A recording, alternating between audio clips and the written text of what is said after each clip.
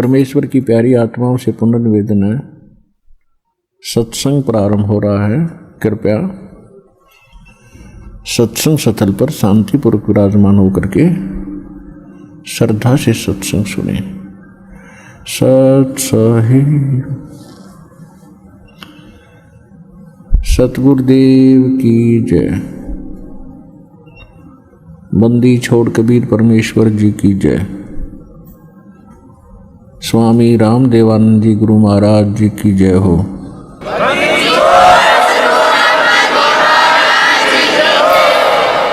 Grieve Namo Namo सतपुरुष को नमस्कार गुरु की नहीं। सुर नर मुनि जन साधुआं संतों सर्वस्ती नहीं। सतगुरु साहेब संत सब डंडो तुम प्रणाम। आगे पीछे मध हुए तिनको जहाँ कुर्बान।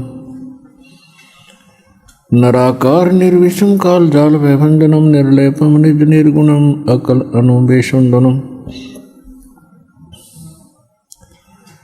सोहम सुरति समापतम सकल समाना निर्तल। उज्ज्वल हिरंबर हरदमम बेपरवाह अथाह है वार पार निमज्जतम। ग्रीव जो सुमर सिद्ध होई गणनायक गलता ना करो अनुग्रह सोई पारस पद परवाना। आदि गणेश मनाऊं गणनायक देवन देवा। चरण कमल लौलाऊं आदंत करूं सेवा। परम शक्ति संगीतम रिद्धि सिद्धि दाता सोई। अवगत गुण अतीतम सतपुरुष निर्मोही। जगदम्बा जगदीशम मंगल रूप मुरारी। तन मन अर्पों शीशम भक्ति मुक्ति भंडारी। सुर नर मुनि जन ध्यावे ब्रह्मा विष्णु महेशा। शेष सहस मुख गावे पूज्य आदि गणेशा। इंद्र कुबेर सरीखा वरुण धर्म राय धावे। समर्थ जीवन जी का मन इच्छा फल पावे। 33 कोटि अधारा जावे शेष 88। उतरे बहुजल पारा कट है यम की फांसी। 33 कोटि अधारा जावे शेष 88। उतरे बहुजल पारा कट है यम की फांसी। सत सही के धीरे धीरे रे मना धीरे सब कुछ हो। माली सींचे 100 गड़ा समय आए फलो। और दूसरा कारण ये होता है सतगुरु के दरबार में भाई कमी कहे की ना। अनसा मौज नहीं पावता है तेरी चूक चाकरी। इस सच्चे दरबार में किसी चीज की कमी नहीं है। यदि आपको कोई राहत परमात्मा से नहीं मिल पा रही है तो आपका कनेक्शन ठीक नहीं है। अपन आत्माओं जैसे एक मेन लाइन आई है बिजली के तारों की और वहां से पूरी कॉलोनी को कनेक्शन मिला हुआ है और किसी एक व्यक्ति का पंखा नहीं चल रहा या मोटर नहीं चल रही या कोई भी आइटम नहीं चल रहा तो उसका कोई और कारण हो सकता है। या तो पंखा खराब हो सकता है या मोटर खराब हो सकती है, उसको चेक कराओ। और सारा ही व्यवस्था नहीं चल रही कोई भी तो आपका कनेक्शन ठीक नहीं है। तो यहाँ एक बहुत बड़ी हम गलती करते हैं कि मर्यादा ना रख के भगवान का हम आशीर्वाद प्राप्त नहीं कर पाते, जिस कारण से आप जी का वो कनेक्शन कट जाता है। कहते परमात्मा कहते औखद खावे और पत्थर है। औखद खावे और पत्थर रखे और तब पावे मोक्ष।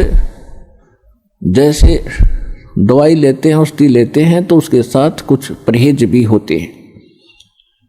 तो इस मार्ग में परहेज कंपलसरी है परमात्मा के इस मार्ग में। और परहेज वही हैं जो हमने वैसे ना करने चाहिए। बीड़ी, शराब, मांस, तम्बाकू, अन्य देवताओं की पूजा, ये तो वैसे ना करनी चाहिए। बताओ और परहेज क्या है? तो इस करके ये तो अवश्य रखने ही पड़ेंगे यदि आपने भगवान से लाभ लेना है और मोक्ष प्राप्ति करनी है। तो कहने का भाव ये है कि नाम जिन्होंने ले लिया, धीरे धीरे सब काम होंगे।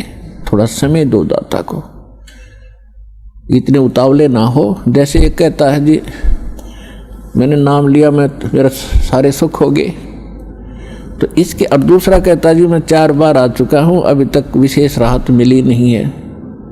पुण्यात्माओं, ये परमात्मा का मार्ग है, इसके लिए आपने ये ध्यान रखनी पड़ेंगी जो बातें दास बता रहा है।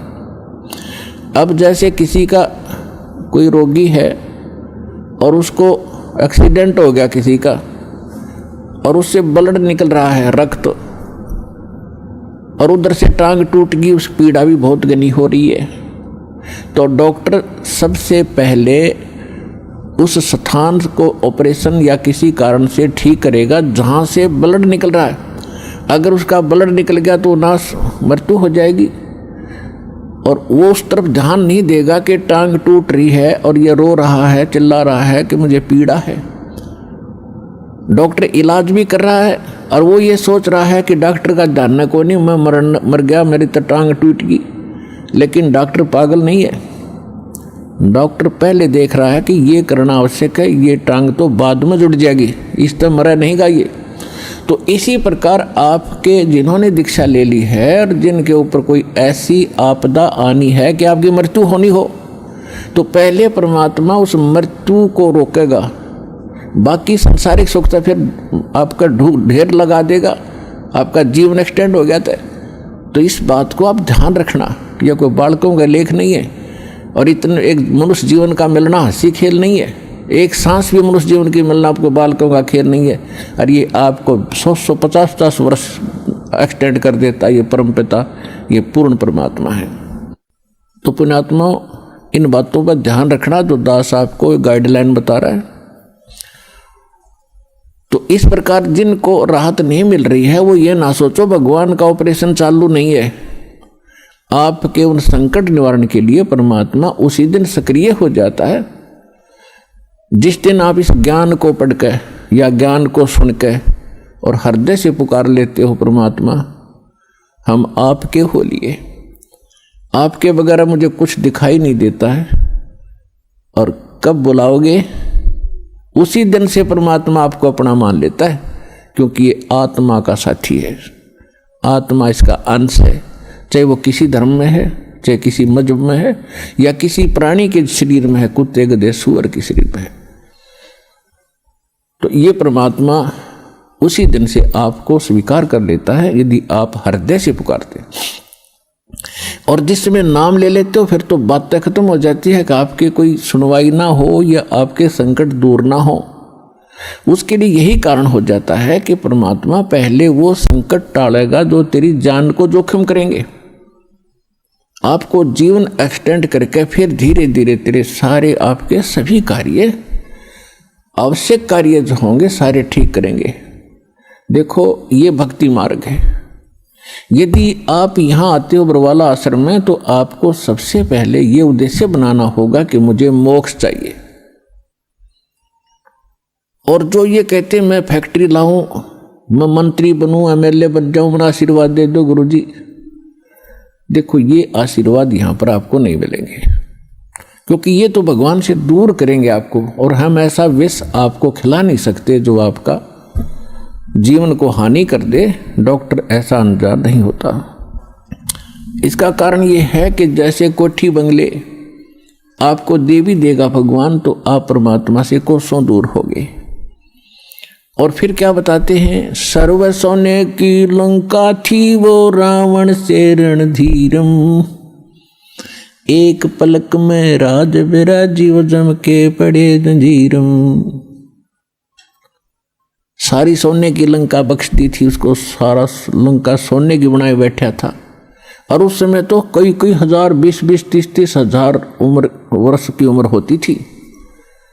तो उसने त्याग को सोचना कोई बड़ी बात नहीं थी, कभी ना मरूं, 30-40 हजार वर्ष जीऊंगा, क्योंकि सतयुग में लाख वर्ष की आयु होती है और त्रेता में भी स्टार्ट के अंदर 40, 50, 30 और लास्ट में कम हो जाती है।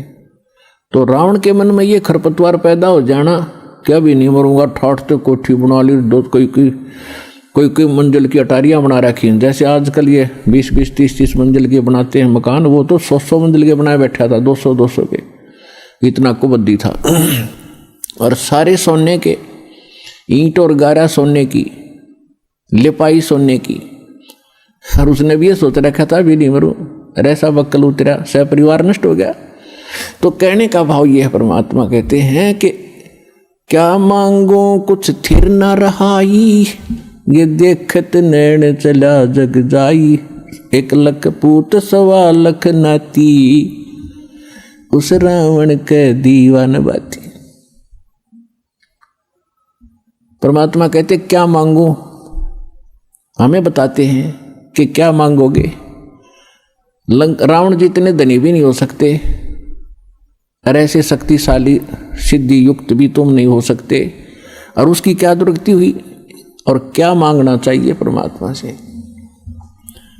भक्ति दान गुरु दीजियो देवन के देवाओ, जन्म पाया भूलू नहीं करहूं पद सेवा हो। और फिर क्या मांगे, साईं इतना दीजियो जा मैं कुटुंब समाए, हम भी भूखे न रहे अतिथि न भूख हो जाए। इससे अधिक मांगने की आवश्यकता नहीं भगवान से। अब परमात्मा ने सारा पता है कि इस बच्चे को क्या आवश्यकता है और कौन सा देना वस्तु देना अनिवार्य है और कौन सी वस्तु ये मांग रहा है, इसके लिए ये फायदेमंद है कि नहीं। जैसे डॉक्टर के ऑपरेशन यानी उपचार के अंदर रोगी ने अपनी नहीं चलानी चाहिए, डॉक्टर की ही चाले, जब डॉक्टर होगा तो सही वो। और डॉक्टर के उपचार के अंदर बीच में कोई टांग अड़ाता है अपनी कि नहीं मत ऐसे कर दो ऐसे कर, तो वैसे करवा ले लेकिन उसे लाभ कुछ नहीं होगा, वो रोग नहीं कटेगा।